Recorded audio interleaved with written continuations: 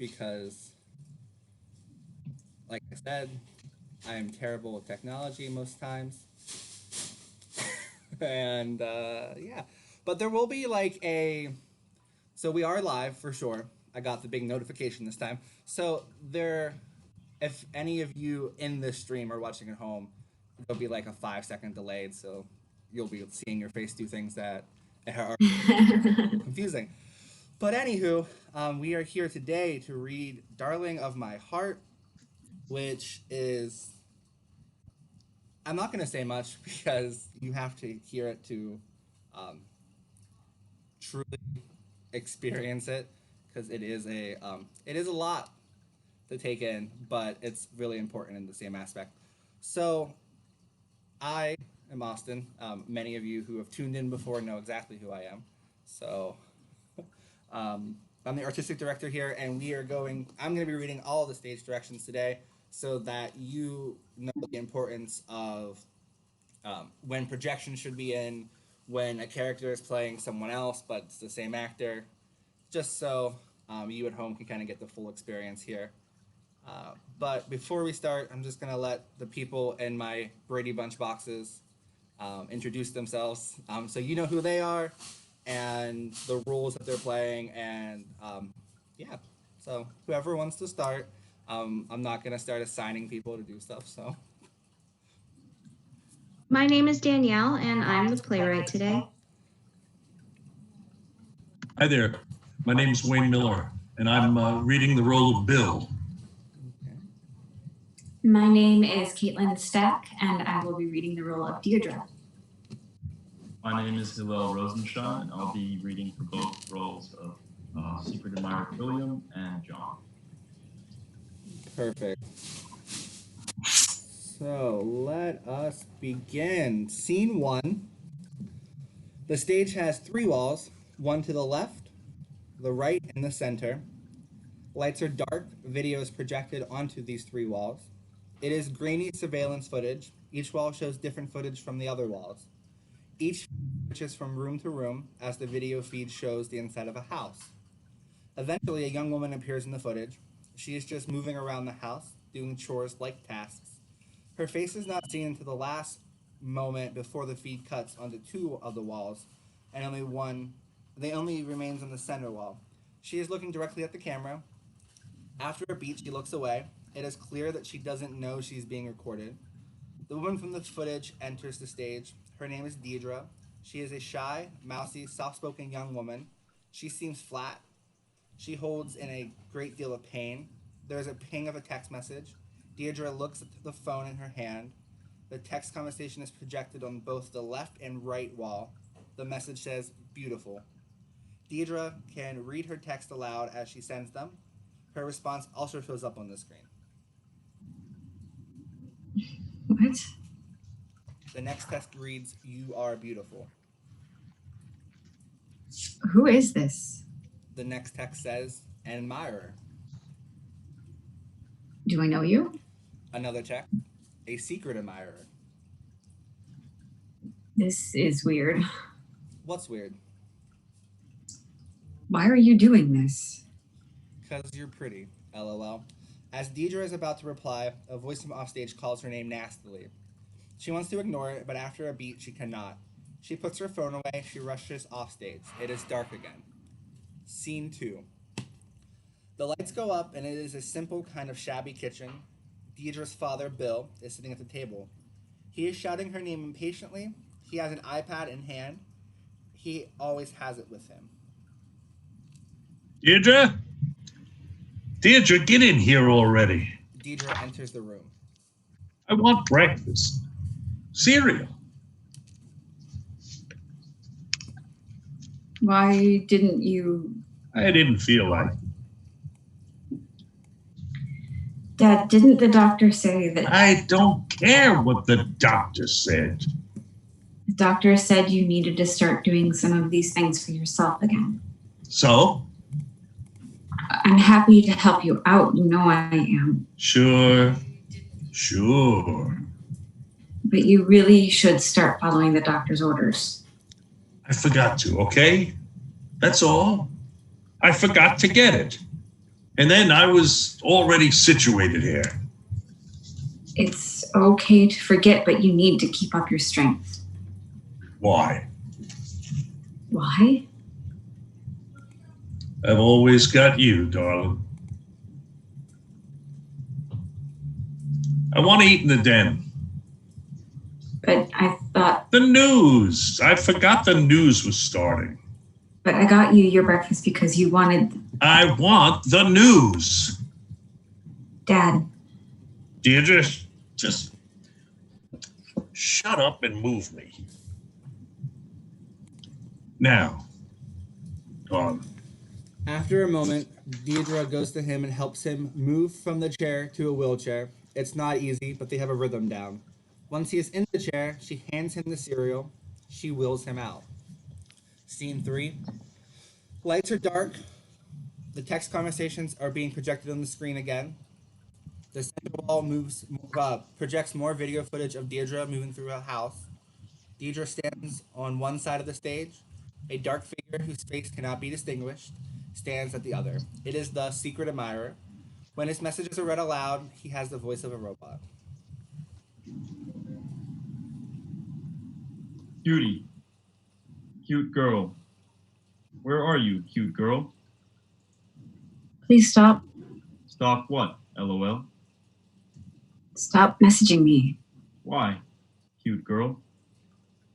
I don't know you. Sure you do. John?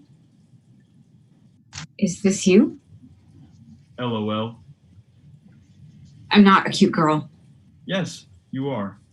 Leave me alone. I don't want to talk to you. Don't lie. What? Never lie to me. I'm not lying. Yes, you are. Then stop answering. What?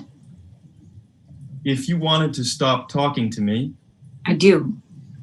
then you would. I would what? See? See what? If you didn't want me, then you wouldn't answer me. That's not true. See? See? You want me to tell you how pretty you are. You're pretty. You're cute, too.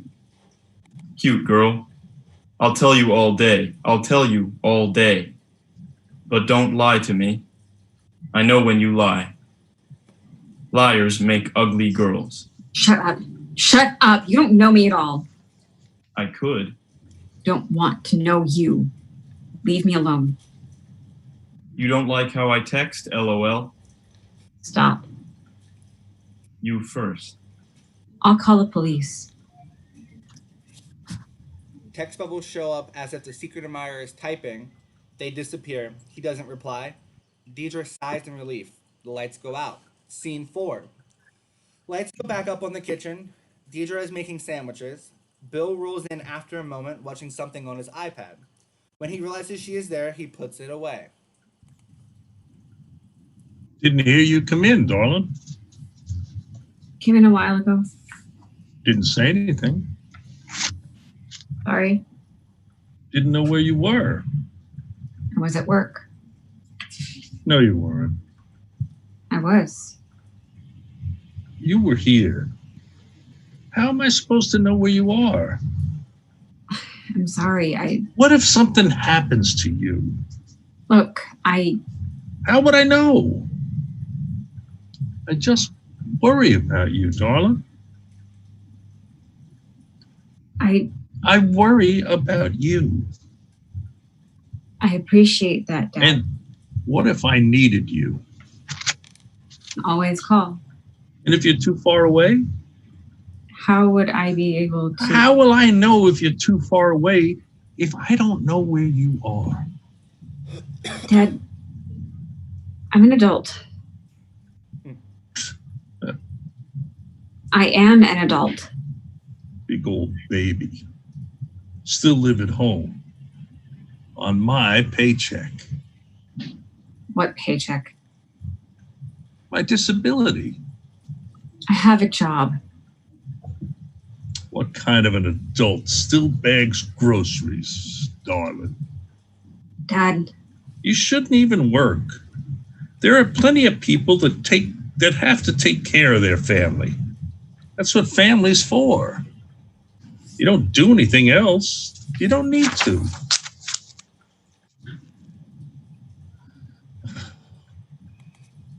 Is your leg hurting?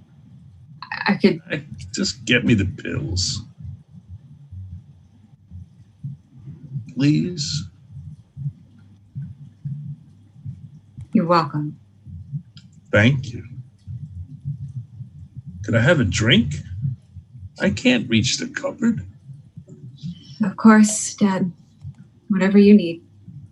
I'm here.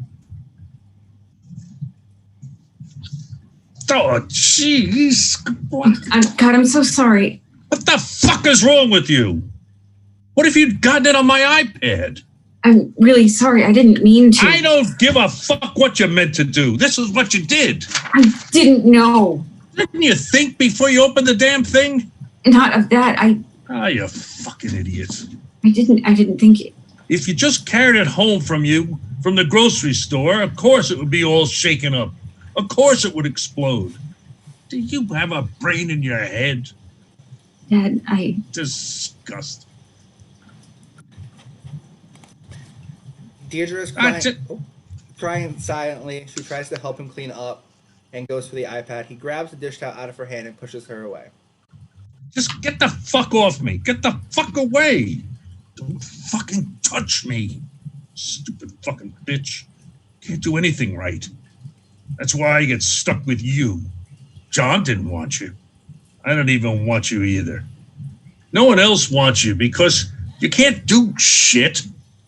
So I'm stuck with you. Like it's supposed to be a blessing. It's a curse. A fucking curse. Dumb fucking idiot. Just standing there. Hello? Hello? Earth's a dumb fucking piece of shit. Get the hell out of here. As Bill continues to mumble to himself, she leaves. He takes his pain pills with what's left of the soda. Scene 5. The lights are off. The video footage of Deirdre starts in the center wall. Deirdre stands on her side of the stage. The text conversation, as if it was left, is projected again. Deirdre scrolls through the text. When she goes to the end, she stops, thinking, still breathing hard and crying from her father's words. After a moment, she texts him. Hi. Deirdre waits for a long moment. There's no reply. She laughs desperately to herself. She puts the phone away. The figure that is the secret admirer starts to creep out. His face still can't be seen. When he sits down, he responds. This time, his voice is a real voice, the voice of a young man. Hello? Hi. I thought you didn't want me to message you anymore. I didn't. Okay. And now? No. Now.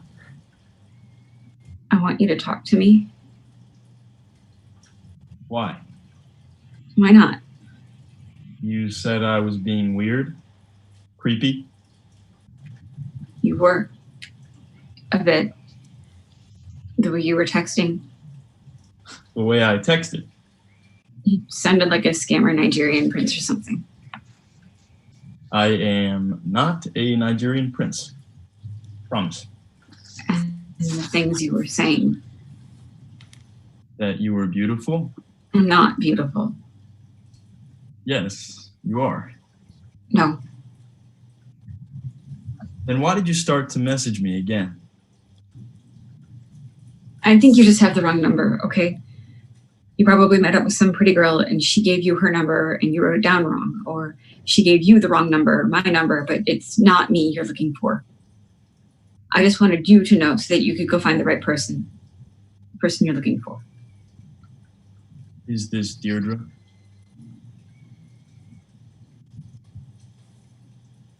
Yes.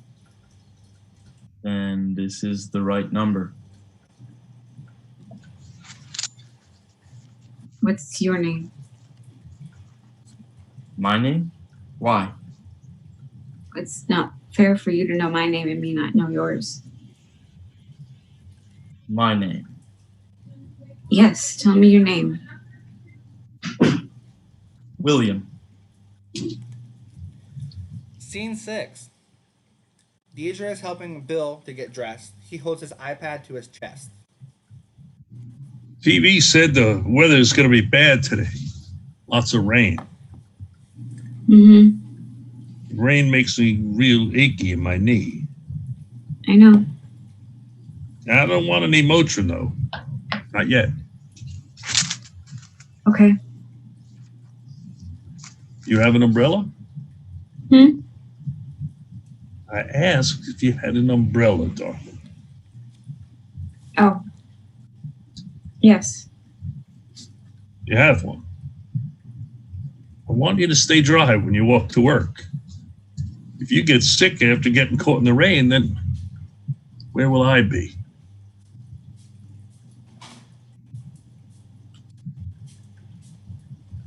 You're awfully quiet today. You still upset about our fight? It wasn't a fight, Dad.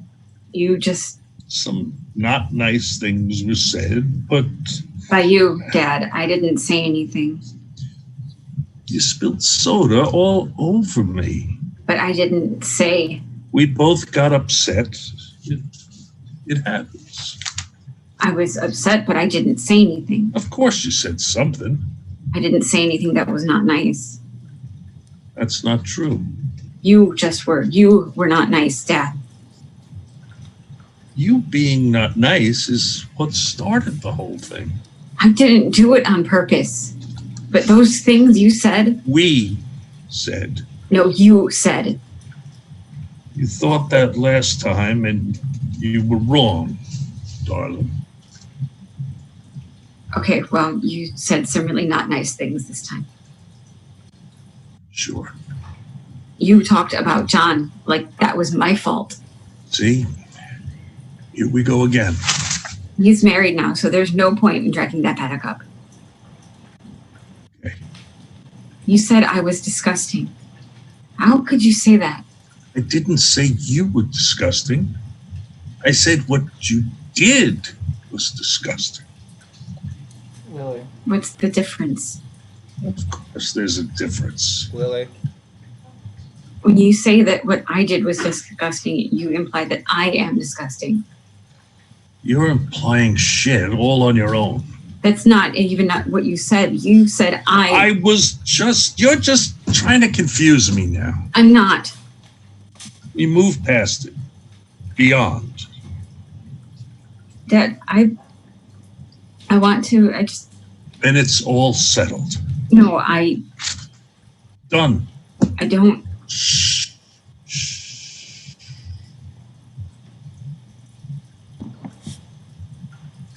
Come on. Give me a hug, darling. So, you're going to work soon? Yes, You have that umbrella? yes, What about a coat? I think so. When do you have to be there? Around noon. We're going to make you lunch and then Is that what you're wearing? this. Yes, Looks nicer than what you usually wear. I felt like it. Why? Just did. This is just different. That's all. Yep. Different. That's all you have to say? They're pants. Everybody wears them. Oh, you're going to start a fight all over again over that? I didn't start anything. Well, you are now. Okay. I didn't mean anything by it. You know that. Why are you starting something with me? I'm not starting anything. You're not? I'm gonna go make you lunch. He is suspicious of her behavior. She leaves the room. He opens up his iPad. Scene 7. More video surveillance. Deirdre is texting with William. He can be seen a little bit more, but not very clearly. Their conversations are still projected on the walls. Sounds really rough. I'm used to it, You shouldn't be. but I am. Well, you shouldn't have to. I appreciate that. I appreciate you confiding in me, though. It means a lot that you trust me enough to do that. I guess I hadn't thought about it like that. Like what? I guess I do trust you. I know. I didn't. No? That I trusted you. But you do. I do. It means a lot. Why? Because you're caring and kind and smart. I'm not that smart. I think you are. You don't know me that well. But I'd like to. Ever since the day I first saw you, I really saw you. When was that? One day, I just saw you and I knew I knew what? that I needed to talk to you like this. How did you get my number? Does it matter? We just get to talk to each other, finally. I guess not. You're just amazing. Inside and out. Thank you. You can tell What? that when I compliment you, you feel uncomfortable. No, I don't know. I guess I feel like you're wrong. I'm not wrong. Maybe you're right. I hope you're right. Lights go off. Scene 8. Deirdre is in the kitchen with Bill. She sits at the table while she folds laundry. Deirdre hums under her breath. What are you humming? Oh, I didn't realize I was. I'm sorry. I can stop. You hum when you're happy. It's nice to hear. What were you humming? That song you used to sing me when I was a kid. That old folk song. Yeah. Well, go ahead. Go ahead. What? Sing it. No, I couldn't. Oh, come on, darling. Sing it.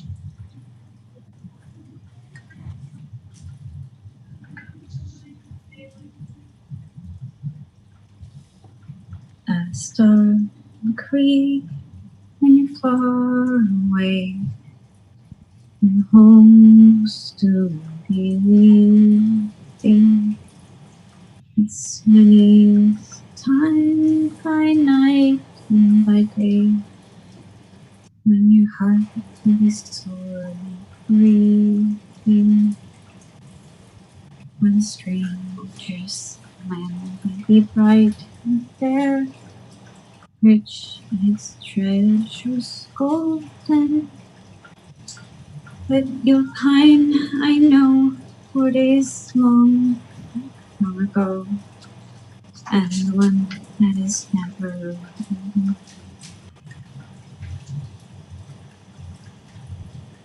A storm queen in a stranger's land. There is plenty of wealth and wailing, where gems adorn the great and the grand, where the faces with hunger fed. When the road it is tiresome and hard to tread, and the lights of their cities blind you. Oh, turn a store, the air ensure, and the one that you leave behind you. a storm of grief Free when the evening mist over mountain and sea is falling. Oh, turn a storm, and then you list, and maybe you'll hear calling. For the sound of a voice you'll surely miss. Somebody speedily returning. Run, won't you come back soon to the one that will always love you.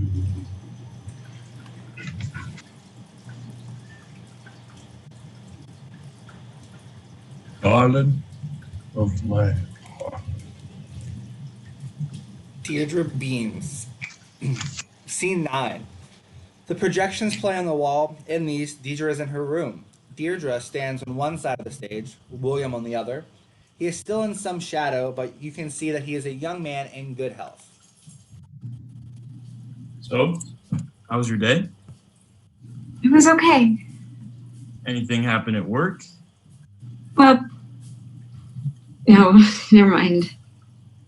Why, never mind. It's not that interesting. If you're telling it, it's interesting. Not really. If you're in the story, it's interesting. Really? Would I lie to you? I guess not. Why wouldn't it be interesting? Why wouldn't you be interesting? Because I'm not. I'm telling you, you are. You're more than interesting. You're sweet and kind, caring. You really mean it when you ask me how my day is. You really care about the answer I give. Because I do. See? Why wouldn't I want to know more about a person like that? To talk to a person like that? I mean, I guess when you put it that way, I'm sweet. You know what else? What? You're hot, too. Hot. Smoking hot. You think I'm hot? Downright sexy. Wow. Has anyone ever told you that? That? No. You are. You really think so? I've said it since the beginning. Why would I lie about that? The projection showed Deirdre stand up. She starts to undress. The camera zooms in for a moment before going dark. Scene 10. Bill is back at the kitchen table with his iPad. Deirdre is preparing to make sandwiches. You like that new hating pad I got you? Oh, yeah. I like it a lot. It's got way more settings, so I can get it just right on my leg. Good. That's why I got it. Well, you did good, honey. Thanks, Dad. What are you making again? Sandwiches? I've got turkey and I've got ham. What do you want? Ham. Okay. Anything happen at your job today? No, not really. It was not a very exciting day. Really? Nothing at all?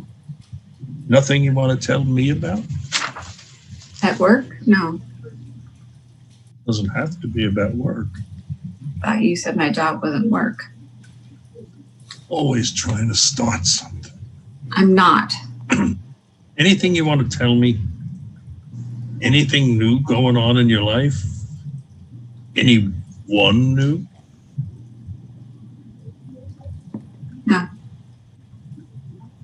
Why'd you hesitate? I didn't. Yes, you did. That's just how I talk. Look, here's your sandwich.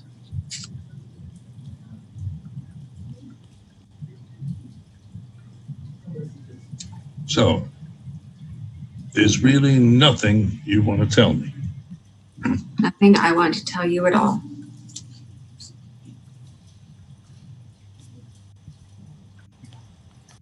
What's wrong with your sandwich? I don't want it. The sandwich? The ham. I asked you and you said ham. So? You said you wanted ham. I changed my mind. So what do you want me to do? I want you to get up and make me another sandwich. Right this instance? Well, why should you eat before me? I asked you before I don't care. You want another sandwich? Yep. Let me just eat mine really fast and I told you, make me another sandwich. Dad. Quit bitching. Just do it. You want another sandwich? Jesus Christ! You want another sandwich, you can make it yourself. What? This is what I made, and if you don't like it, then you can make yourself your own food. But I'm not making you another meal. But it's your fault. I asked you if you wanted ham or turkey. You said ham. You got ham. But I changed You're not an invalid, as much as you like to pretend. You can do this all on your own. In fact, the doctor encouraged it. Oh, screw the doctor. There. I made it easy for you. Fuck you. No. Fuck you. If you actually need me, I'll be in my room. Bitch. This is why no one wants you. Why John fucking left you, you fucking bitch. Scene 11. The video footage is back. Deirdre bends over in the footage, then it rewinds. It replays over and over again. Deirdre and the secret admirer stand on stage. Really let go, huh? I did. How did it feel? Good. Liberating. Wow. That's really good. Free. What else? Happy. Is that all? Strong and proud and brave. Really? How brave are you feeling? Like I could take on the world. Could you be brave and do something for me? What? Take a photo for me. Of what? You? Me? I don't know. So I can see that pretty face. Come on. Be brave. Okay. I can do that. I can do that. That's my girl. And you smile in her? You're so pretty when you smile. In the footage, Deirdre bends over a final time when the video zooms in on her butt. Lights out. Scene 12. Deirdre is in the kitchen, sitting at the table with a newspaper. She is intently reading it and circling things periodically. After a few beats, Bill rolls in. He waits to see if she will help him. She doesn't even look up. He grumbles to himself and gets what he needs to make himself a bowl of cereal. Everything he needs is in reach. He rolls to the table and puts his stuff down. When he looks to Deirdre to see if she will help him transfer chairs, and she doesn't, he drags the chair away very noisily, trying to grab her attention, and rolls himself on the table rather than moving himself. He starts making the food. He begins eating, reaches for the newspaper, and realizes that it is what Deirdre is reading. Why do you have the newspaper? I'm reading it. Since when? Since now. It's mine. It's ours. Give it to me. I'm not done. So? When I'm done. But I always read the newspaper with my breakfast. Read the news on your iPad. No, it's not the same. My iPad isn't for reading the news. I want the paper. You'll have it back soon enough. It's a rhythm. It's a routine. What do I do now? Do I eat my breakfast? Do I wait for you to finish? Just give me the paper. I'm almost done. Shit, the news. You're making me miss. You can watch that on your iPad too. Look. No. Hold your horses. Oh, fucking hell. Look what you've done. We don't always get our way. There. I'm done now.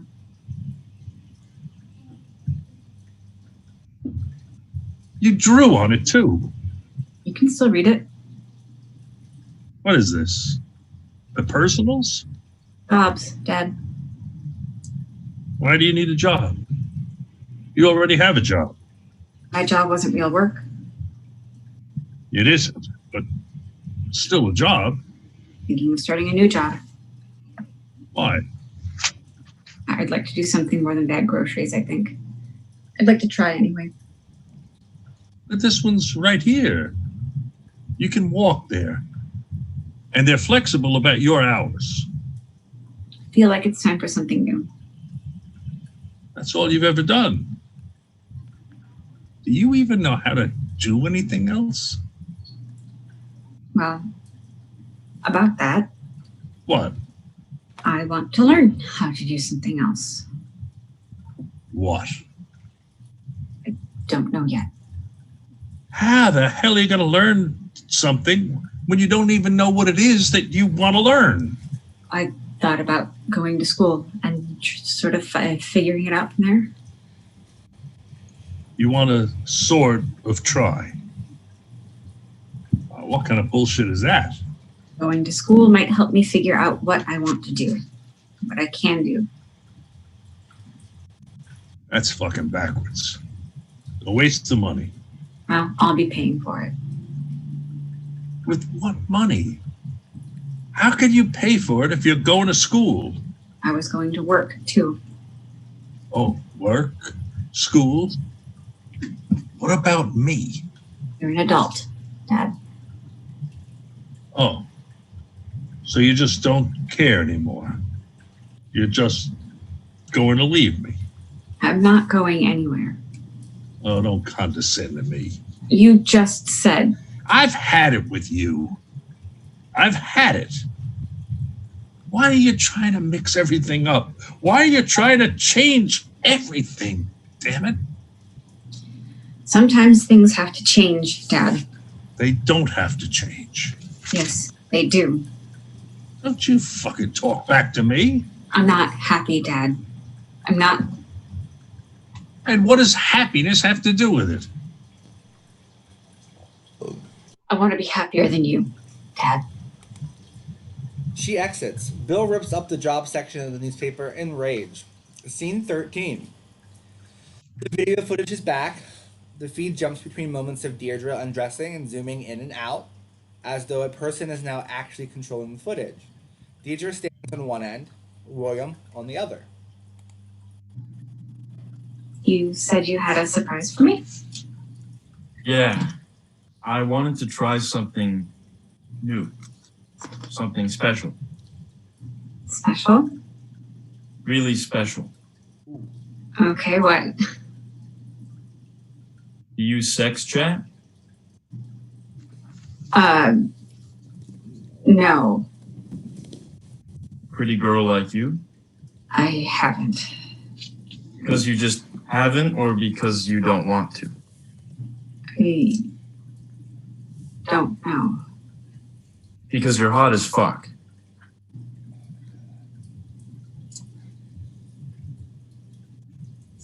Not even gonna answer me? I'm not forcing you to do something you don't want to do, but we haven't met in person yet, and I need more. More? I am a man, and you're beautiful. So hot, sexy. I can't keep it in my head anymore. But if you don't feel the same way, if you don't want to talk anymore, I'll have to move on. No, you don't have to do that. I don't?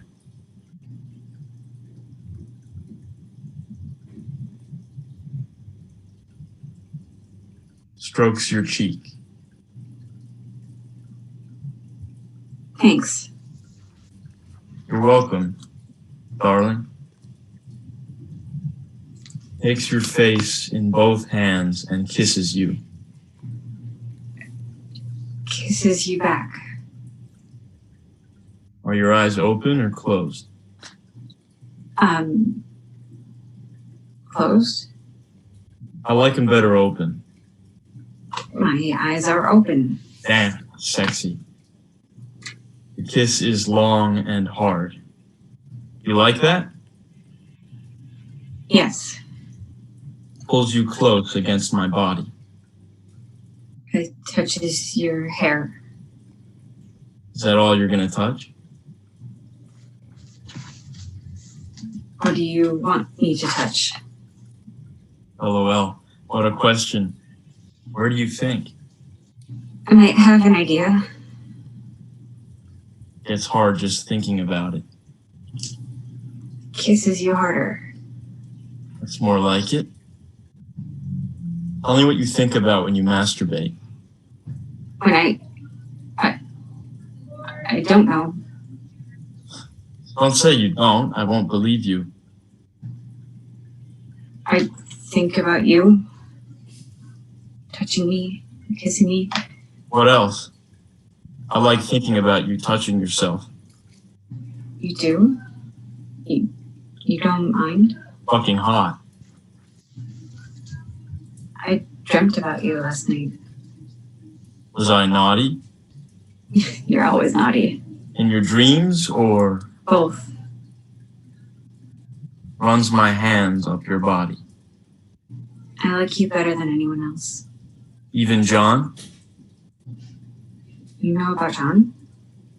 You thought I was John when I first messaged you. John is an idiot. Anyone that ever passed you up is an idiot. Slowly unbuttons your shirt. Runs hands up your chest under your shirt. Undoes your bra and your creamy breasts tumble out into my hands. Creamy. That's how I imagine them. Starts to suckle your breast. Touch me. Unbuttons your pants. Presses your hand to my bulge. You whimper, wanting. Whimpers. You stroke my length up and down. Up and down again. Pushes you to your knees and comes on your boobs. You smile at me as you dip a finger in my cum and then lick your finger clean. That was so good. Is that good for you? Is that good for you too? It was good for you? You're good for me. And it was good for me too. You did this to me. Me? Only you. Will you meet me?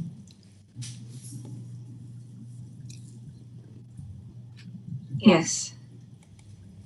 Lights go down. Scene 14. Deirdre creeps into the kitchen, trying to be quiet. She is dressed in something different than her work uniform. Like she tried to look nicer, but didn't quite know how to do that. She grabs her purse off the table when Bill rolls in and switches, startling her.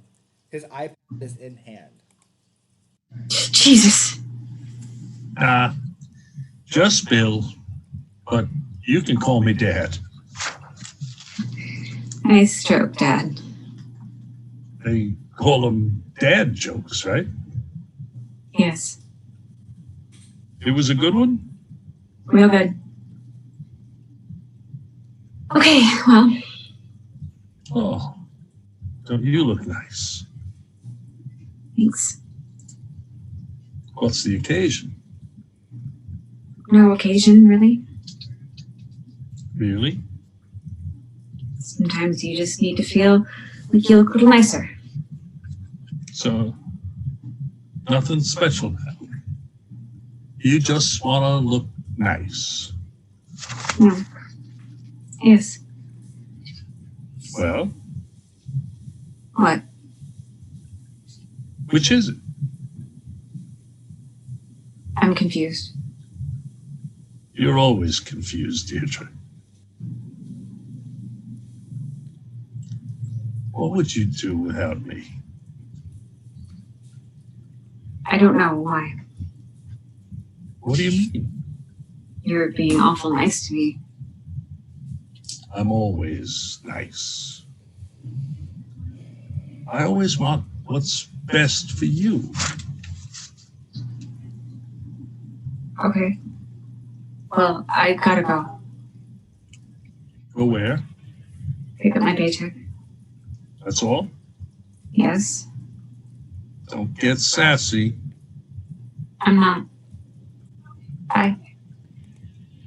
She gets around him. Bill chuckles to himself. Scene 15. The projections are back, but now the house is empty. Deirdre is home. Deirdre waits on her side of the stage, phone in hand. She texts William, waiting for him to arrive. Whenever you get here, just let me know. I've already been here a while because I showed up early. Or maybe I'm in the wrong spot. Maybe I got the place wrong. Or the time wrong. Just let me know. Oh, or maybe something happened to you. Maybe you're lost. Or dead in a ditch somewhere. I hope you're okay. Just get back to me when you can. My dad always says if you're early, you're on time. If you're on time, then you're late. So I'm always super aware of the time. And of myself. But you knew that. Still looking forward to seeing you when you get here. If you get here. I'm just being silly. Right? Maybe another time would be better. We could try again. William? Dad? What? I thought you were going to pick up your paycheck. I was. I mean, I did. Well, this isn't on your way home. Yes. Well, I was meeting someone. Here? Yes. How did you know where I was? iPhone tracking. You didn't come home. Who is this someone? Just someone. Someone? A boy. A date? Say it. A date. I know it. How you been acting? How you're dressed? I knew there was a man in your life. You didn't have to come check on me. I'm a grown woman. I didn't have to come to check on you. But it's so far. Not that far. Did you roll? Yes. Then it was far. Okay. Dad, thank you for coming to check on me, but I'm fine. Really. You don't seem fine. I'm very fine. Happy doodle dandy. Really. You can go now. Really. Why do you want me to go? Are you ashamed of me? No. Then why don't you want me here for your date? Because it's a date, Dad, not a family reunion. How do you know? Even I know that family on dates is strictly prohibited.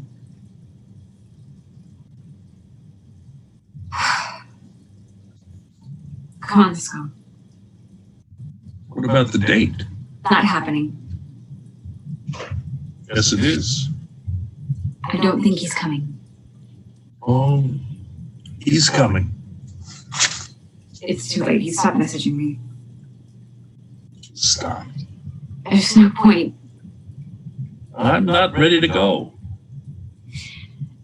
Isn't it funny, after all these years, I finally go on a date and I get stood up. I finally give up on John, go on this blind date, and this is what happens. It feels ironic. Tell me, isn't it ironic?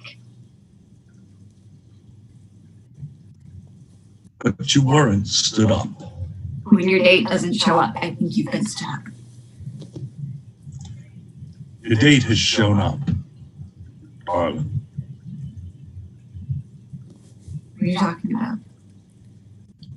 He's right here. Where? Right in front of you. I don't see anyone here but you.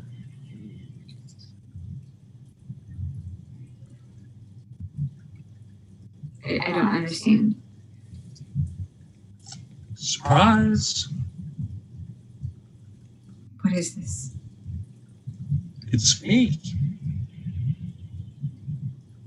You? You've been texting me.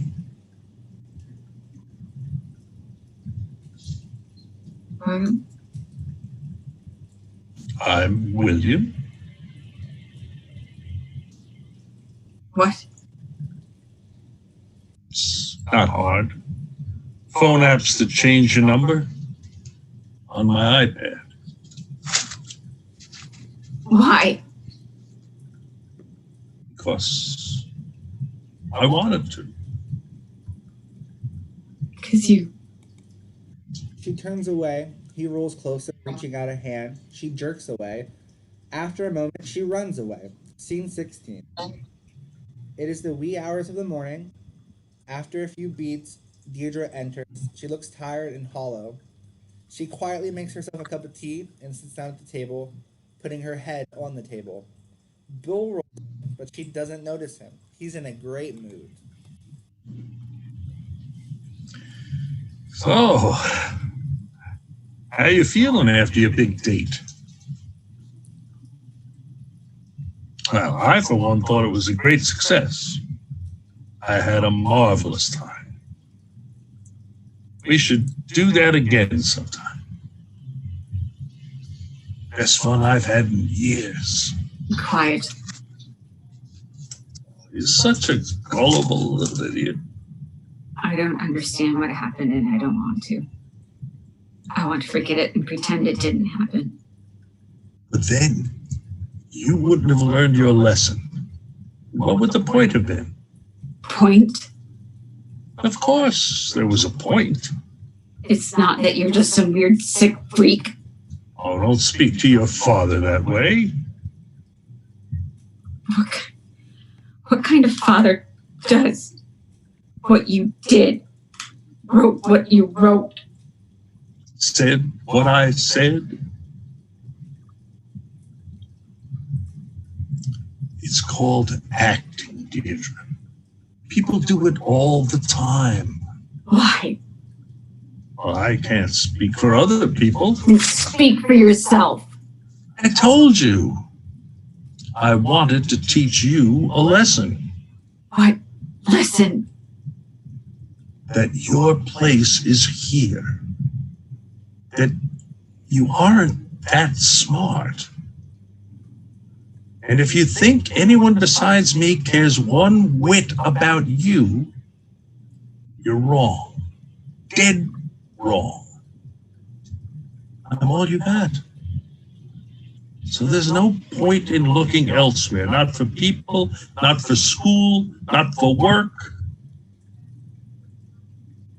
You're too stupid. How could you not know? How could I have possibly known? Why would I ever think that it would be you? I didn't even give you a fake name. It's the same name, but your name is... Ah. I see. You didn't even know that Bill is short for William. Seriously. Too stupid to function on your own. You didn't even investigate or anything. You just ate it all up. Some sweet words thrown at you and you were eating out of the palm of my hand. Oh, have some respect for yourself. What about you? Oh, I'm mighty proud of how this all turned out. Now you've learned. So there won't be any more distractions. You just want me to wait on you hand and foot. I want us to be on the same page. I can't bear to be in the same room as you. You're gonna have to get over that real fast, darling. Because you and I are all we've got. No. Oh, we're having a conversation now. Put that phone away. Didn't I teach you better manners than that? Show me some respect. I set my social media to alert me anytime anything was posted by John. Oh, what about John? You okay?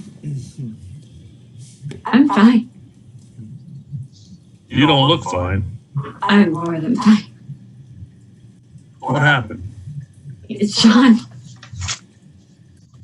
I thought he was married. He was. Was? I have to go to him. What? Didn't you hear anything I said? He needs me. I need you. You know what? No. I don't care. About? You. I don't care that you need me. Because John needs me. His wife died. We can be together now. That man doesn't care about you. I already told you this. He loves me. He wants me. I told you. Nobody else cares. And it can't be worse than how you care about me. Don't be stupid. I've got to go. The funeral's today. He doesn't love you. Yes, he does. He always did. I forbid you from contacting him. Screw you. What did you just say to me? Fuck you. Stupid bitch. Why don't you ever just do what you're told? If you think that man cares about you, you're crazy. He doesn't care. No one cares. Only I care. Me. Scene 17. Deirdre is in a fancy hotel bathroom with stalls. She is standing at the sink, visibly excited and nervous. She is trying to dress nicely. After a while, she stops and stares at herself in the mirror. She's trying to psych herself up. You can do this. This is simple, easy. At the beginning of the rest of your life, just go up and say, John suddenly enters loudly. The same actor that played William plays John, but there is a slight difference, like his hair is styled differently. He's wearing all black and is dressed formally. He is more than a little drunk. Deirdre turns to face him, startled. They look at each other for a while. hello. What are you doing? This is the men's restroom? It's the women's, actually. Is it? Yes. You look well. Do I? I do. Don't I? You've got something on your face. Let me get it. Thanks. I've missed you. Look, lady, are you gonna keep doing this? I just want to take a piss. Please, you know I don't like that kind of language. How do you know my name? Why wouldn't I know your name? Okay, look, I think I need you to leave. Don't make me call security. Security, why? Because I don't know who you are. You don't know me? Never seen you before in my life. Excuse me. John, surely you're kidding with me. It's me, Deirdre. Where am I supposed to know you from? We love each other.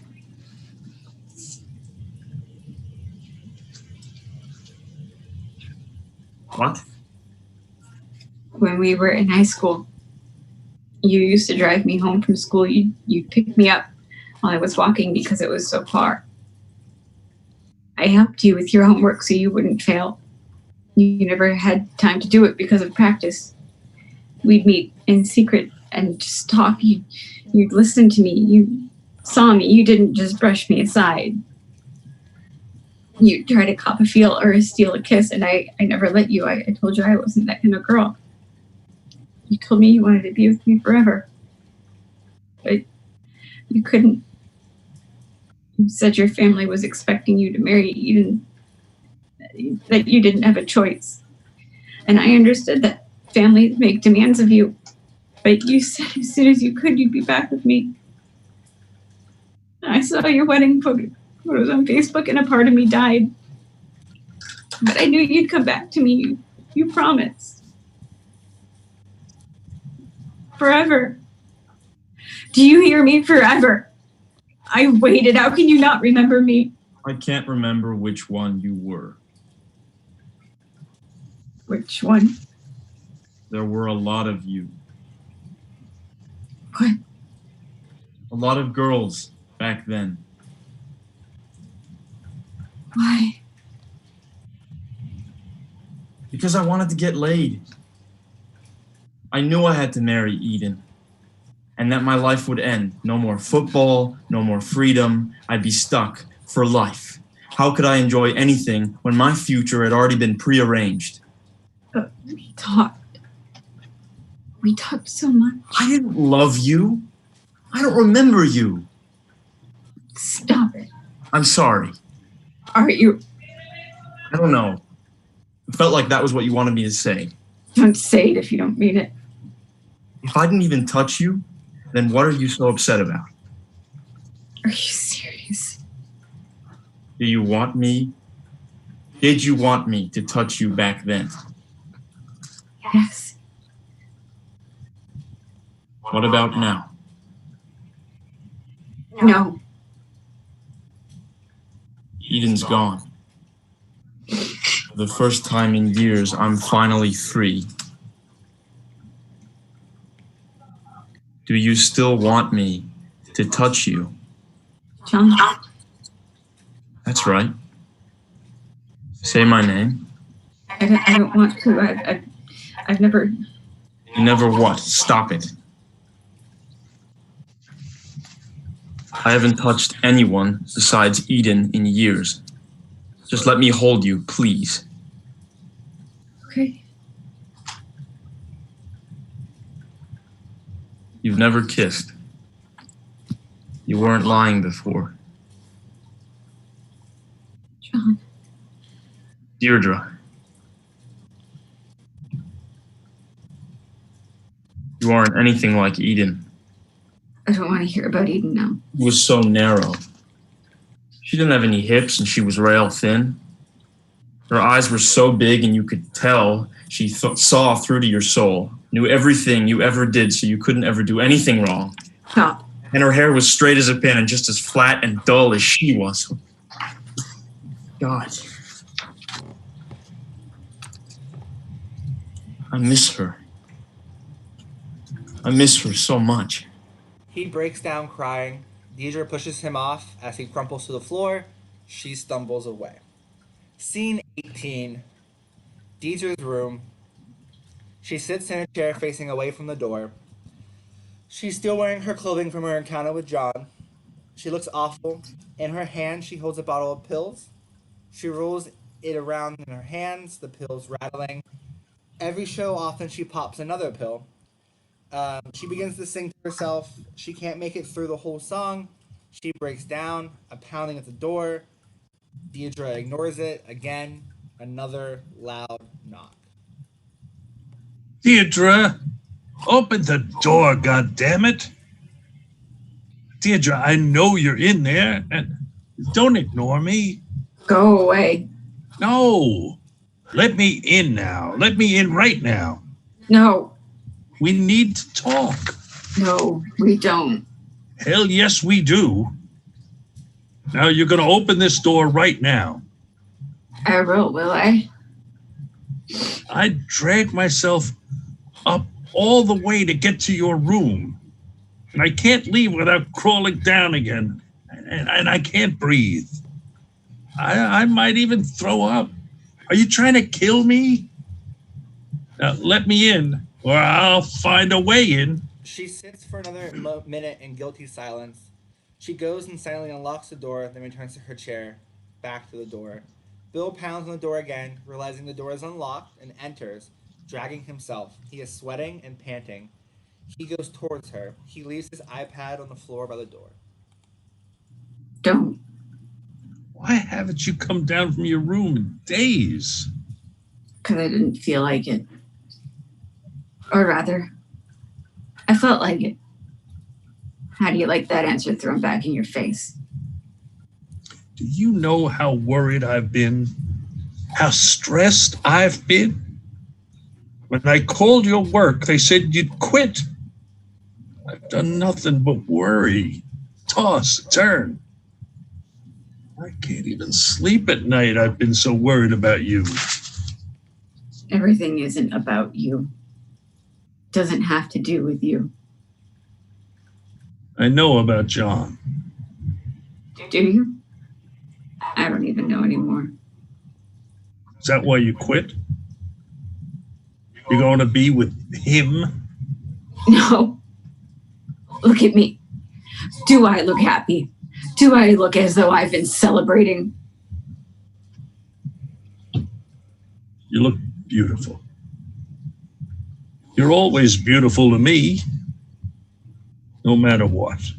Shut the fuck up. Damn. Where'd you get that spirit? You're always so meek and mild. Because you beat the resistance out of me. But being proper isn't always the right thing. Being good doesn't get what you want. If you want something, you go and fucking get it. Deirdre? Don't touch me. Couldn't bear it after you. Did that bastard do something to you? I'll kill him. Forget it. What did he do?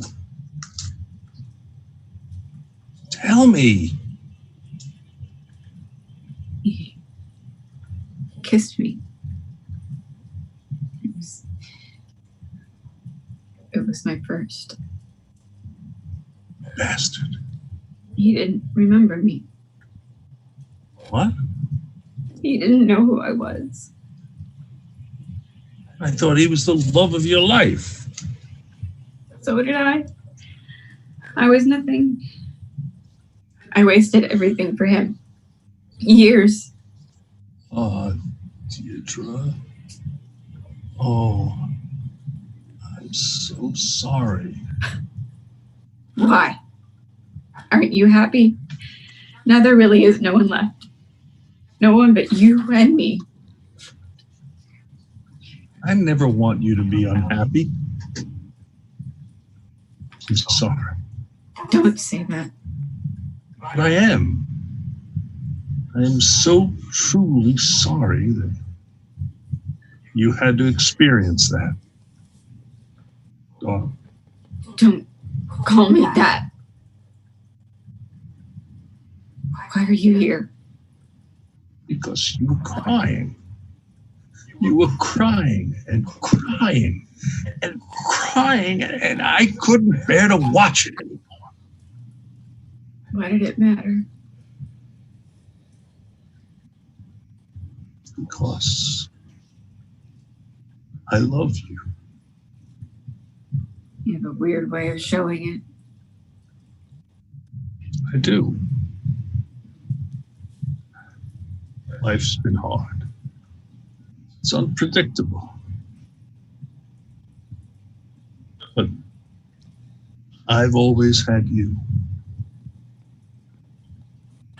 But you always say, I say a lot of things. And I knew it was wrong, and I shouldn't say it. Sometimes I get so mad. I get so angry, not even at you, but at myself. And all the things I should have done, didn't. And all the things I could still do. know that I won't. You know, I failed. I look at my life and I failed. And the only good thing about my life is you. I see this beautiful, shining woman, and I can't help but be jealous, to want to make you feel like I do, hurting, painful on the inside. And it's not fair. It's not fair of me. I know that. You're so like me. So like me, and sometimes it's hard to be so close and see what I could have been if I was good. To see someone else getting your second chance. And you do me so proud. I care about you so much, Deirdre. I love you so much. And I'm so sorry that I hurt you. I want to be with you always. You really care. Of course I do. You really love me. Did you think I could really pretend all these feelings? You've taken care of me your whole life. Been so selfless. What isn't there to love about you? You're the kindest person I know. I know I'm hard to love, that I don't deserve anything, and that's why it was so hard for me to tell you. I don't want to take your happiness from you. You and your disbelief in yourself is the only thing that's stopping you from being happy.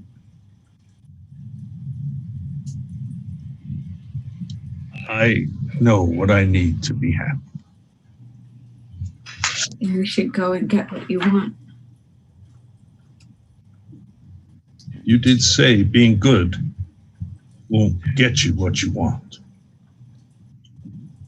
If you want something, What do? you go and fucking get it.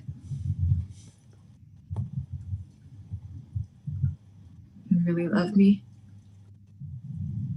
Darling of my heart.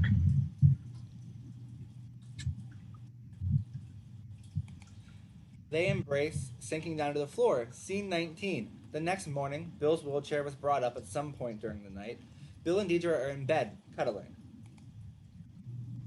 Oh, I wish I could lay like this forever. Why can't we? Because I've got to go to the bathroom. Now? Sadly now, darling. But I'll be back. Don't you worry. She laughs as she assists him move to the wheelchair. He rolls into her bathroom and shuts the door. Deirdre is glowing, euphoric. She stands up, hugging herself. She starts singing again, spinning around the room and putting her room back to rights and picking things up. She picks up the bottle of pills off the floor. She begins to fold her and Bill's clothing, which is strewn across the floor. By the door, she finds Bill's forgotten iPad when it beeps. Curious, she opens it up. When she does, the stage goes dark and the projections come back up on the wall. Deirdre is very confused. She presses different things on the iPad, making what is projected on the walls change. She changes from room to room until she lands on her bathroom where Bill is. She switches the cameras again and she sees that there's a toilet cam in her bathroom. Then she sees a favorites tab and goes through some of the videos. One is the zoom in on Deirdre undressing. She looks like she may throw up. Deirdre closes the iPad and the projections stop. She opens it back up and they start again. She waits till he's about to leave the bathroom before she shuts it again. The projections end as Bill enters the room again. He rolls back to the bed and maneuvers himself into it, very relaxed. Oh, What a way to start the day. I propose we end each night, start each morning just like this. Deirdre, I'm right here. what are you doing? Come back to bed. It's time to get up. We don't have anywhere to go. I do.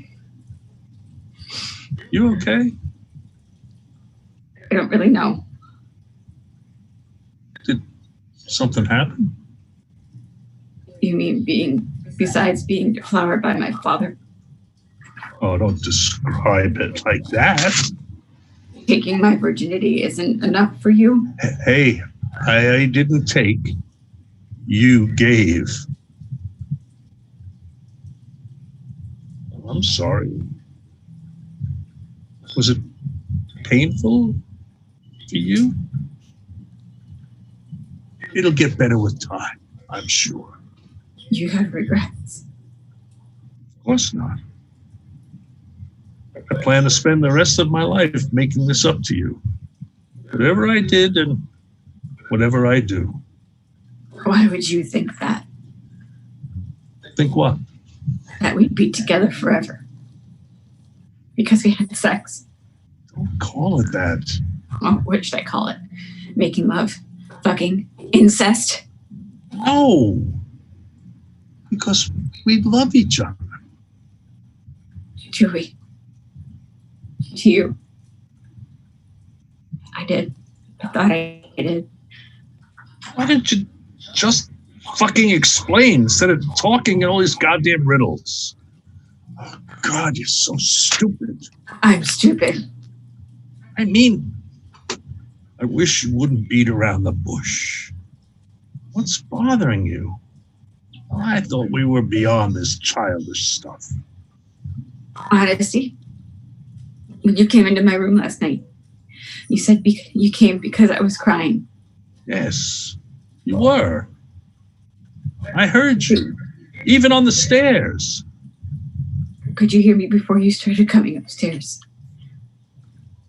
Why? You said you couldn't watch it anymore, that you couldn't bear to watch me cry any longer. How could you see me? How could you see me? What did you mean you couldn't watch me cry anymore? Well, I meant what I imagined was happening. Shut up. How did you know? Because I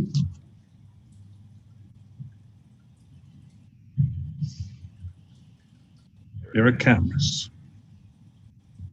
I don't understand. I had cameras installed. I know your work schedule. It was easy. But why? Because I love you. I just wanted to make certain that you were safe. You're lying. I'm not lying. You're always lying. Everything is a lie. Not everything is a lie.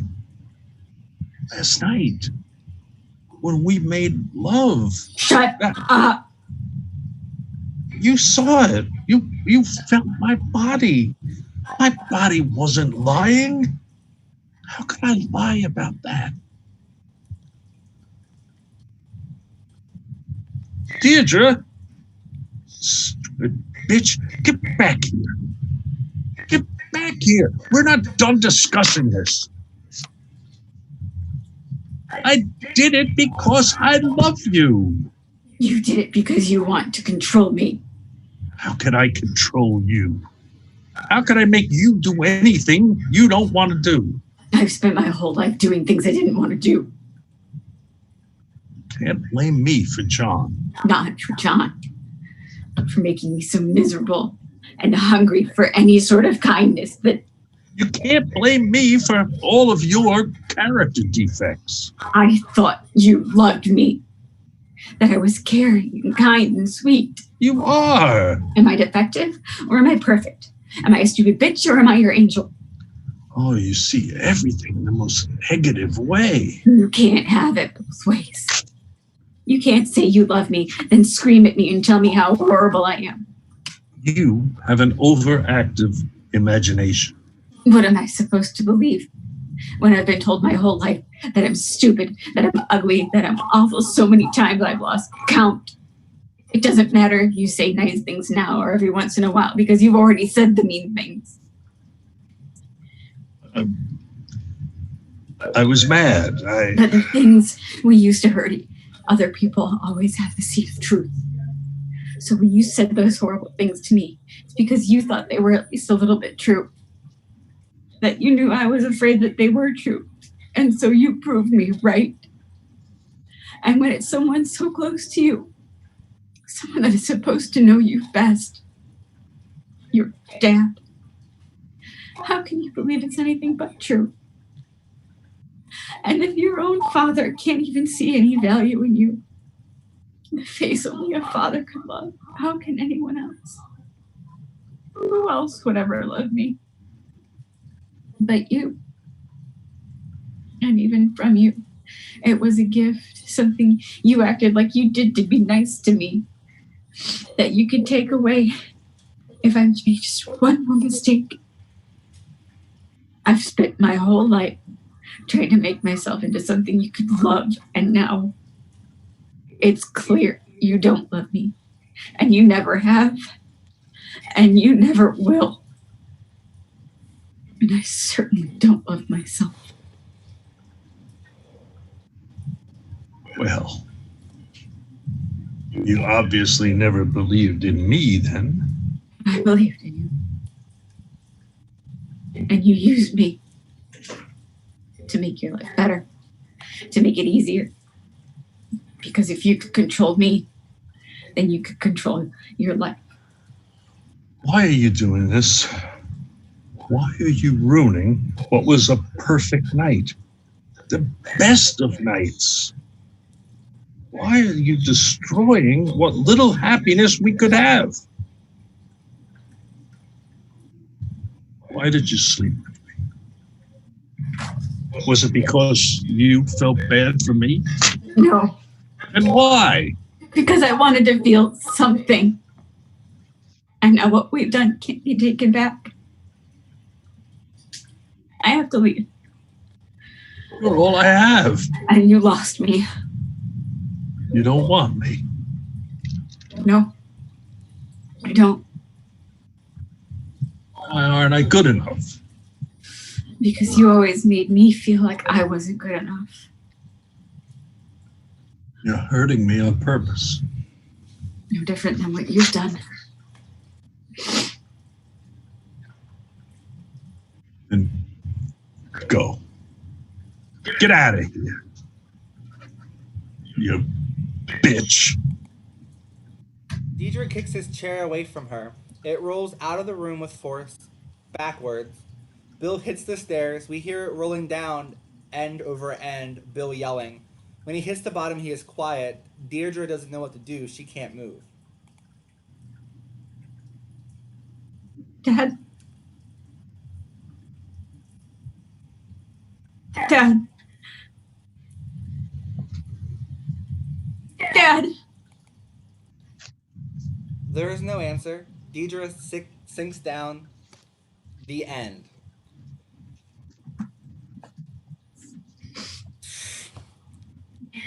Danielle, come back. Bring your face back. I wanna say, I don't tell the playwrights this beforehand, but when you send the scripts in, I don't read them. Our dramaturg reads them.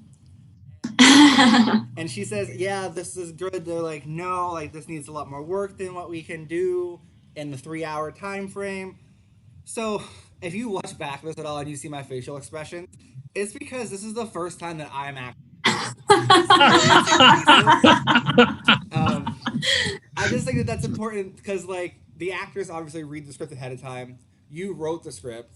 So it's nice to have someone on this panel that is experiencing it for the first time. So you can get like the emotions and like the like how an audience member would perceive things. because the actors are kind of desensitized to some of that stuff because they've read it a couple times. You're obviously desensitized to it because you wrote it. But I just want to start out by saying that I took notes on my iPad, and I wrote a lot of derogatory things about Bill throughout the. So, you definitely did a good job of painting him in a not so nice light the whole time. And then when John's introduced, I literally just wrote "men suck." There's not really a likable male character in this, and I think that's great because there doesn't have to be a likable male character in a play. Because we only feel bad for Deirdre. Like, we only feel bad for her. And that is great because I could literally care less about John or Bill. And I think that's great. But yeah, I'm very... I have a lot of... and I could talk forever, but I did like highlight a page because I was like, this is important to mention. And I highlighted a couple pages because the moment that it all clicked that that Bill and William were the same person is the word darling used over and over, because I was like, why the hell would William say darling in a text message? And then I was like, oh shit, that's right, because I made a note before we even started reading, and I was like, oh, William and Bill are like the same name, why would she do that? Because I just looked at the character list, and then it all made sense. And my last thought before I forget it is when they were sexting each other. I was like, William sounds very not young. Like, this sounds very fanficky. Like, this doesn't sound like someone who doesn't sound like someone who has sexted before, or they have just read very terrible things. Neither of them have, I think. Yeah, but it's very, I don't even know. But that's all that I had to say. But there is a question from the YouTube verse, and it says, "How did you originally conceive this being done? Like on stage with a live audience, a radio play? Like, what is the ultimate way that this should be performed? Like." Ideally, it would be on stage, but I was really interested in using projections. So it was very painful to hear the text conversations and the sexting, obviously, I think for everybody. And I think that was good. You guys did such a great job at capturing it. I had always imagined those sections I was going to leave it open. It could be read like that, but I always wanted the words projected on stage. I know that it's harder because there are parts of it that are supposed to be filmed in advance before the show, like Deirdre moving around the house and doing stuff, but I thought it would make the piece stronger. And I just was interested in exploring. I think projections are really interesting, and if you have the ability to use them, I think they can make the show really dynamic. Yeah, does anyone have anything to say? Because I could just keep going, but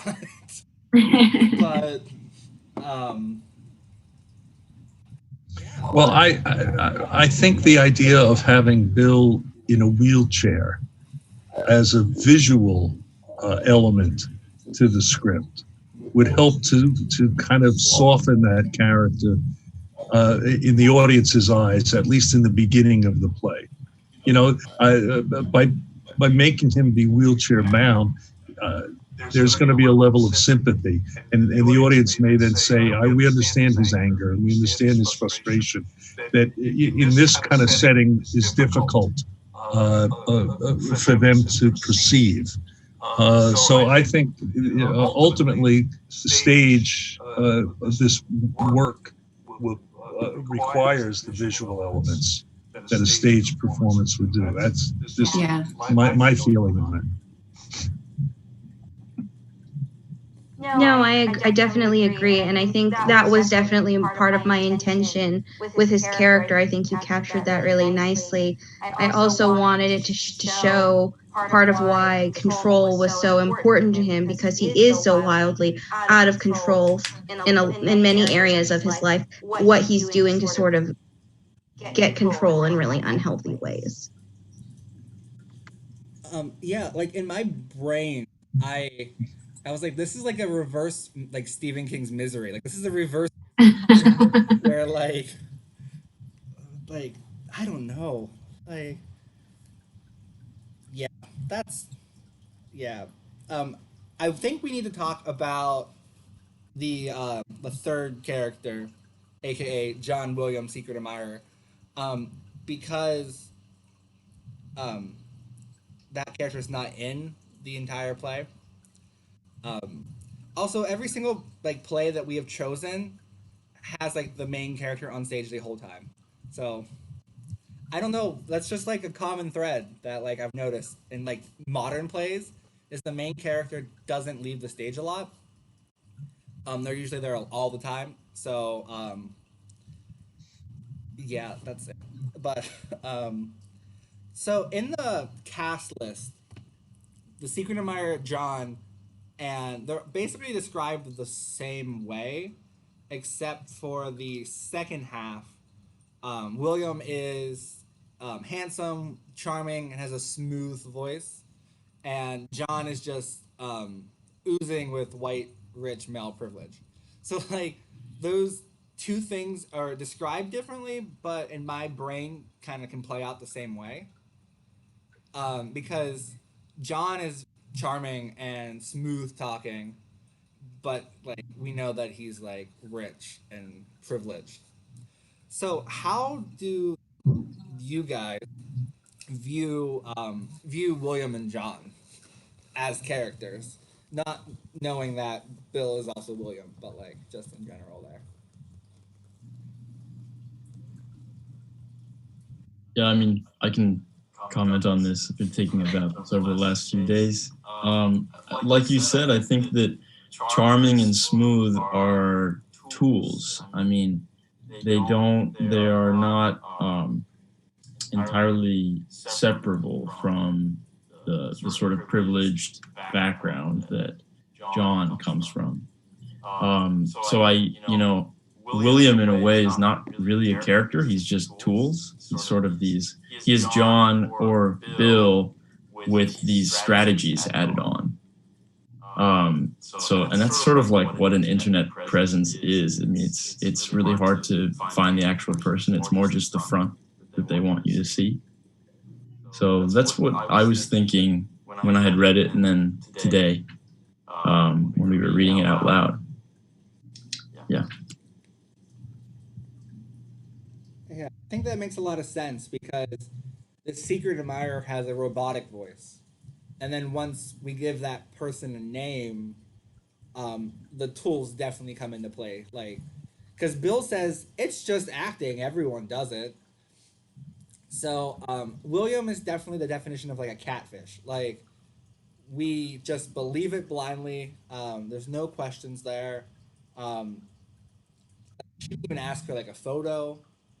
But like the internet's so vast these days that like Bill easily could have Googled like young hot men and just picked a selfie and shot it off. But I don't know if that's something that you want to play with, is that internet presence as a tool. Because projections are fantastic, that like I pictured like when Deirdre sends William a picture, like that pops up in the chat feed. So like I don't know if like at some point Deirdre's like, can I see you or something, and then we get like a generic stock photo of a guy. But I honestly don't think that Deirdre would even ask. Like, she's just so naive and innocent and doesn't realize how the internet works. Like, I picture her having, the only reason she even has a Facebook is that she's just following John. She has been literally just waiting for this update so hopeful that one way or another he was going to wind up with her in the end, that she probably doesn't even go on that often. I think I agree with Caitlin for sure. And I think also for Caitlin, she's not for Caitlin, for Deirdre. I'm so sorry. For Deirdre, she's looking for something. She's searching for something. And without William having a face, he can be whoever she wants or needs him to be. And so he becomes John, even though he's actually Bill. Okay, that makes sense.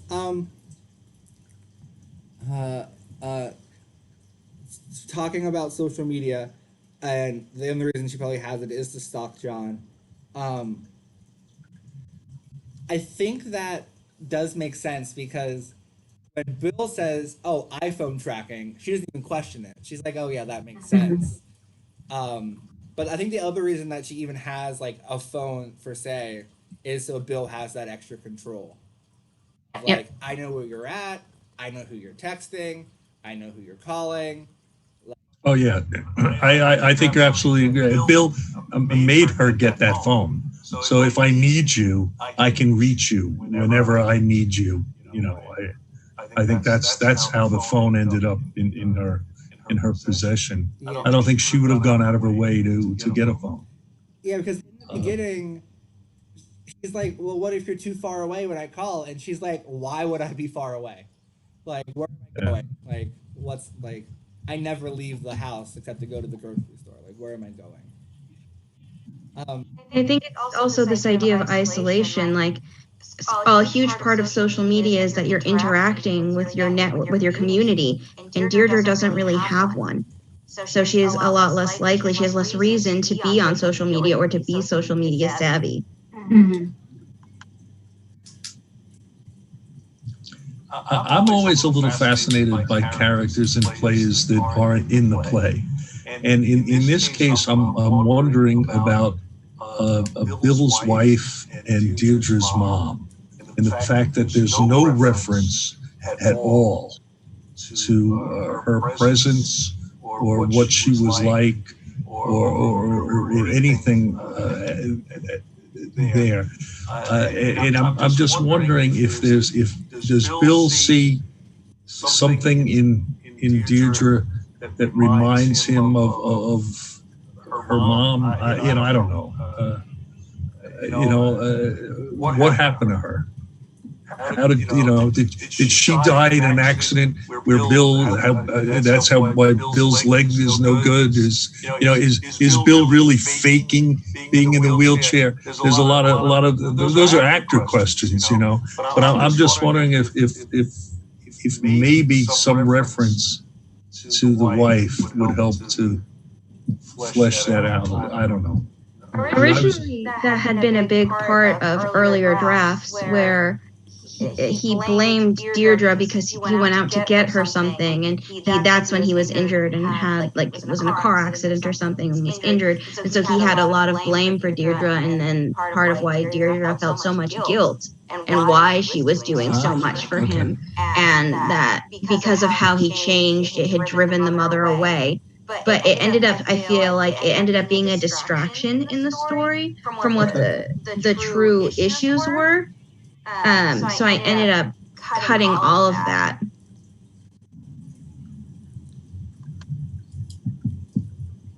Solid. I'm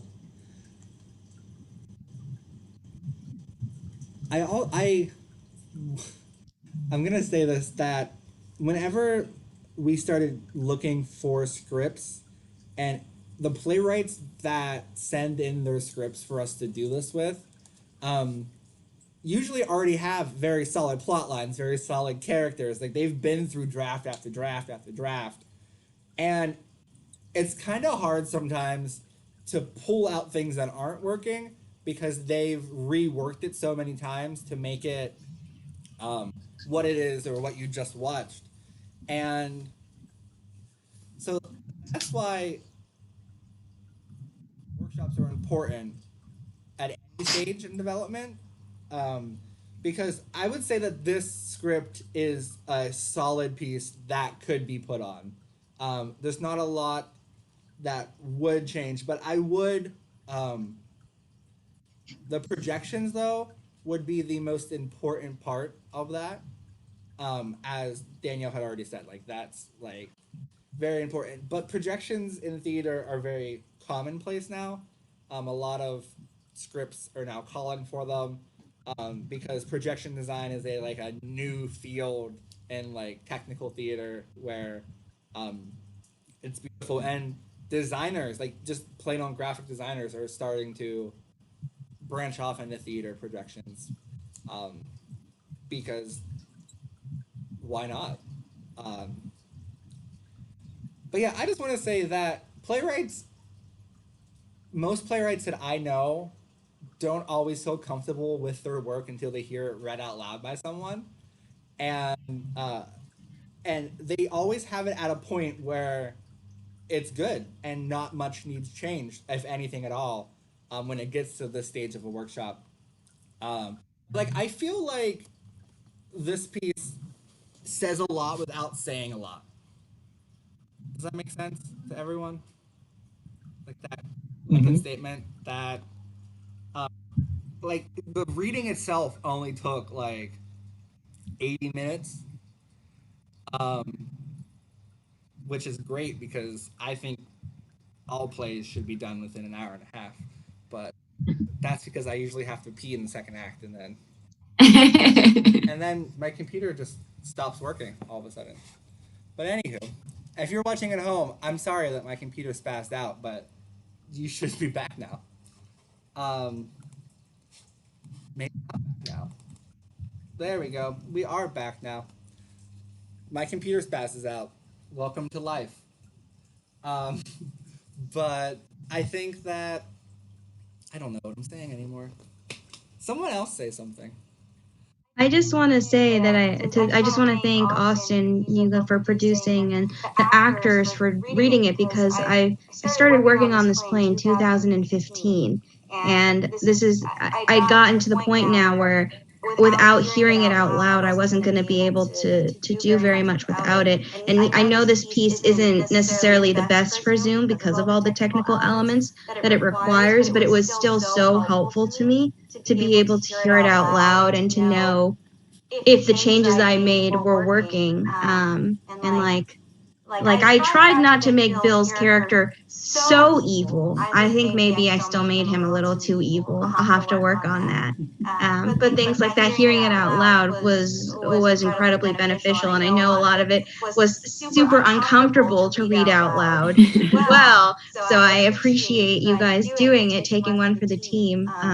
But also that helped me to see how things were landing and what it sounded like, and I was trying also really hard to make Bill and William's voices sound similar, but the variations, through spoken word and through text. And so being able to hear it through this was also really helpful for me to help guide how I need to change or what I can do to improve it too.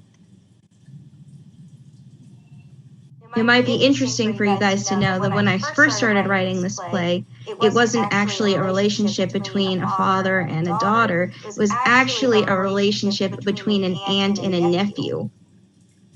And because I was living in London when I started to write this, and I was in the lobby of the British Museum, and I had an assignment where I was supposed to watch people, and I saw a couple, an older woman and a young man in a wheelchair, and that's what sparked this. And I was like, what is their relationship? And I started thinking about it, but as I started to go, the relationship wasn't taboo enough, I guess, and I kind of shied off. I didn't really want it to be incest. I was scared of making it incest, so I made him a step nephew, but that just made things really obscure and confusing. And so I really thought about it, and then I wasn't sure what relationship would be best, and I debated if it should be father and daughter, if it should be brother and sister.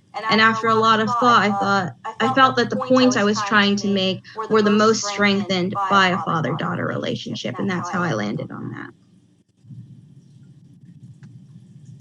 Yeah. So those kinds of assignments always seem to spark great work because you're watching actual people and you're making up stories of And when I taught a class at Penn State called Understanding Literature, where we did a lot of reading and writing. And one of the assignments was go to the cemetery and pick a tombstone and then write a short story about that person. Like, you have times that they lived, but that's it. Like, make up a story for this person. And it gets people thinking.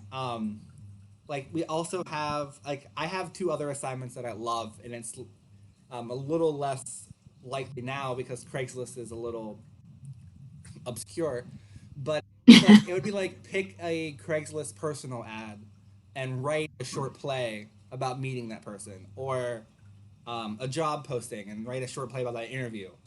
And it's kind of like making the story based on real life.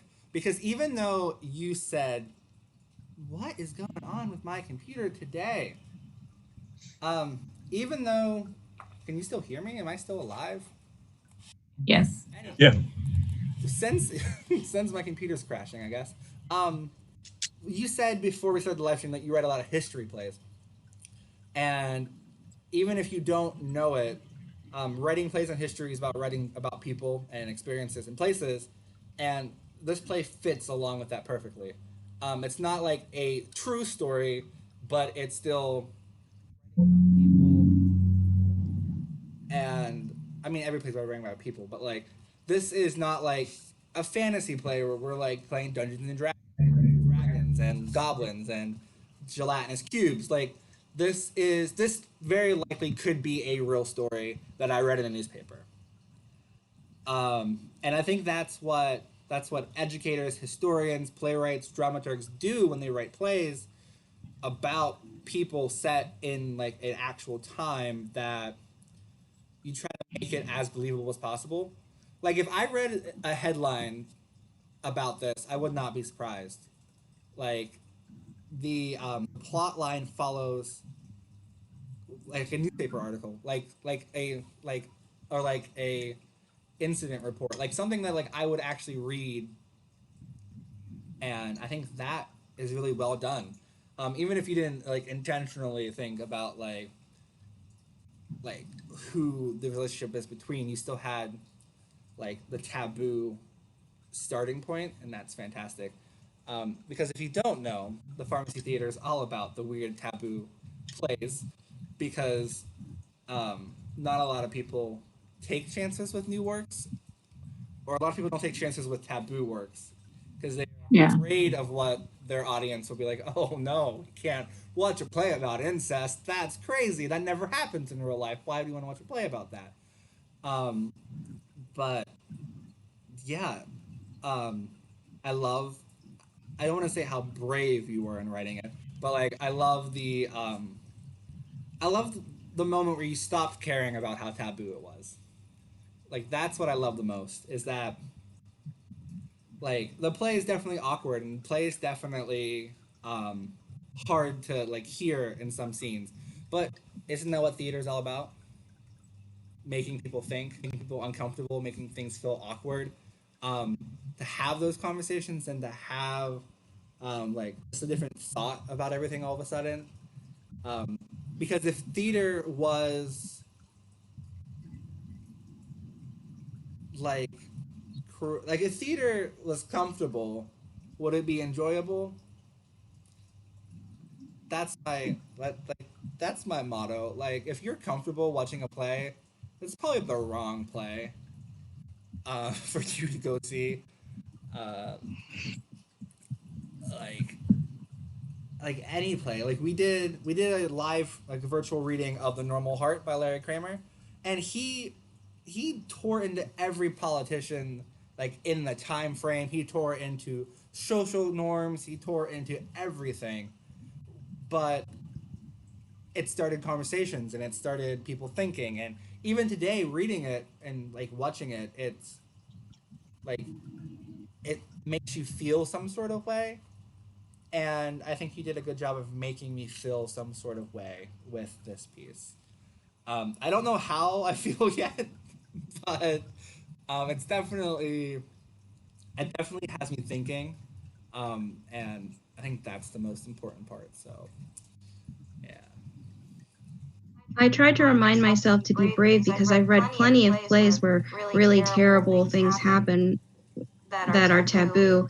I was very inspired by like Dark Stories for Boys, which is about a boy who pretends to catfish another boy that he's a girl using like dark internet sources, and different and there are other plays I've read that have inappropriate relationships, even if they don't have that element of technology. There's one play I read in high school. There's an uncle who starts an inappropriate relationship with his teenage niece, and in the stage directions, at least, it says that he eats her out on stage.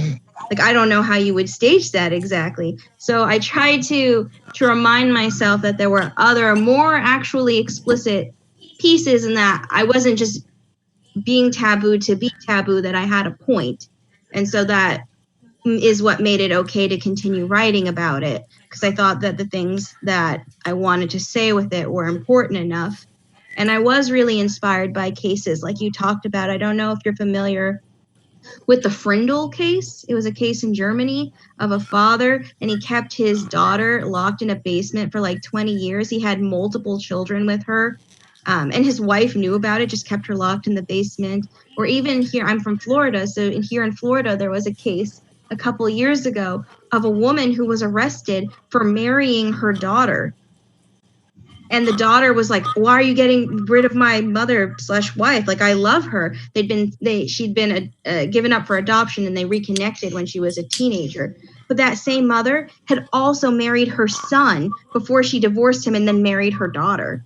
So like, there are real things that happen like this. It's not that insane or crazy. It might seem like it, but those things actually do happen. So I was inspired a lot by that. Even the Brett Kavanaugh case. Brett Kavanaugh was a huge inspiration for John's character and how I wanted it to move and what I wanted him to be like. And this white male privilege and superiority, and how you can do whatever you want and you don't even care or remember what you've done to people and how you've hurt them in the past. So yeah. Yeah, I think that this relationship between father and daughter is definitely a lot more tame than this other. But yeah, the yeah, that's yeah. Like I said, this is a news story, and you can't change my mind. It's it's there. So does anyone have anything else to say about this thought-provoking piece of theater? How does it make you feel? Like Icky. icky. Yeah, I could go for a shower right now. Yeah, I took a shower before we started, but now I definitely feel some kind of way right now. And I'm like, I don't know, like, I feel like I got goosebumps, like, continuously. Like, I do have goosebumps right now because I'm still, like, playing over scenes in my head, trying to think of what I just witnessed. Um, but, but I do want to commend you all for, through the ickiness, persevering. Because y'all didn't even flinch in that sexting scene. You didn't flinch at all. Like, dead face, like no emotion. And I was like, I don't. If you watch back, I put my iPad over my face because and y'all weren't. But yeah, it's definitely powerful, shocking, and I would travel anywhere to see this performed on stage. Like up and down the East Coast, I would travel because it's definitely something that needs to be seen live. Because I think if you see it live, it's definitely going to make you feel a lot more icky in person. Probably. But yeah, while we're still live, I want to thank you all for coming. I want to thank all of these wonderful actors for giving up their time. I want to thank Danielle for writing such a fantastic piece. And this is the point where I tell you what's next in the Pharmacy Theater's live stream life, because our virtual season goes until the end of December. Tomorrow, we are continuing our Real Talk series, which is talking about these taboo subjects on stage. We have done queer representation, disability, trauma, Tomorrow we're talking about the paranormal on the stage, because try and not have all depressing topics. How you show ghosts on stage and all that fun stuff. And next weekend is kind of cultural representation on stage in a Real Talk series. And then the following weekend is another workshop live for, it's called, right now, I haven't given it a title yet. It's a play that I wrote. Right now it's called the Untitled Paranormal Play, because I'm terrible at titling my own work.